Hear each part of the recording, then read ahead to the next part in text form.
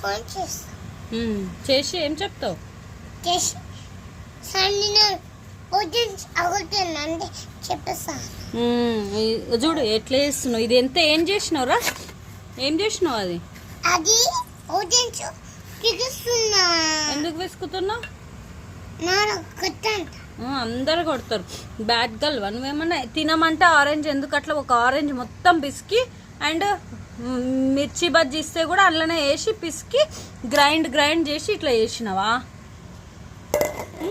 Orange chutney అది? Orange chutney.